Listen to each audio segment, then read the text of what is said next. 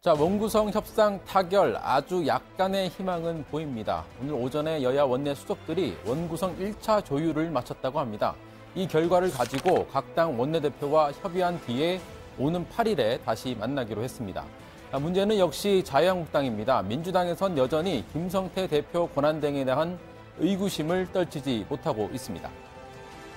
김성태 권한대행이 자신에 대한 당내 반대 기류를 제어하기 위해 원구성 합의를 미루는 것이란 의혹이 제기되었습니다. 네, 반대파 제어를 위한 원구성 지연 작전, 김성태 대행이 실제로 그런 작전을 구사하는지는 모르겠지만 원구성 문제가 반대파를 어느 정도 누르는 효과는 없지 않았습니다. 친박 의원들이 상임위 배정 권한이 있는 김 대행을 자극하지 않으려는 기류가 분명히 있었습니다. 하지만 원구성 협상이 마냥 늘어지면서 억눌려 있던 반발이 다시 슬금슬금 새어나오고 있습니다. 비대위원장 후보의 이정미 그 얘기 들으셨죠? 야, 이거는 우리 당을 희화화하는 것을 넘어서서 자해, 모욕하는 수준까지 정말 이르렀다는 판단입니다. 당이 이렇게까지 기강이 엉망이 된 것에는 그 중심에는 결국 김성태가 있다. 자, 잊을만 하면 또다시 불거지는 자유한국당 개파 갈등, 도대체 그 근본 원인이 뭔지, 해결은 가능한 문제인지 제가 아주 작심하고 분석을 해드리겠습니다. 미니특강 자유한국당 개파 갈등의 모든 것입니다. 자, 이번 싸움의 출발점은 이른바 박성중 메모였습니다. 지난 6월 19일이었죠. 김무선 전 대표, 김성태 권한대행도 참석했던 복당파 모임, 거기에서 나온 이야기를 메모한 거였죠. 그런데 참 공교롭게도 이 메모에 적힌 대로 당내 상황이 흘러오고 있습니다. 자, 1번부터 3번을 묶어서 요약해 보면 원내 정당 그리고 중앙당 해체, 혁신 비대위 구성 선언 정도가 되겠습니다. 김성태란 이름이 적힌 걸 보면 그 전날 이 발언을 요약한 걸로 보입니다. 혁신 비대위 구성을 위한 위원회와 질서 있는 해체와 혁신을 위한 구태청산 TF를 동시에 가동할 것이라는 점을 밝혀드립니다. 곧바로 중앙당 해체 작업에 돌입할 것이라는 점을 말씀드립니다. 원내 중심 정당, 정책 중심 정당으로 다시 세워갈 것입니다.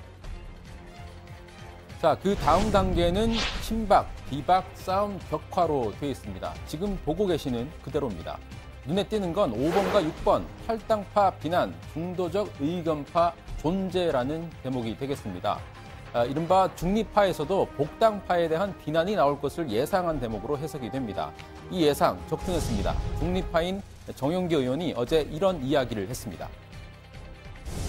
지난 주말 기간 중에 그 김무성 전 대표께서 본인의 입장을 이렇게 공개를 했던데 계보 활동을 하지 않았고 지금도 계보 아니다라고 하는데 탈당을 했었다가 다시 유승민 대표하고 갈라져서 다시 그분들이 다 복당을 한 거고 지난번 박성중 의원 메모 사건 때 모였던 분들도 바로 그분들이다.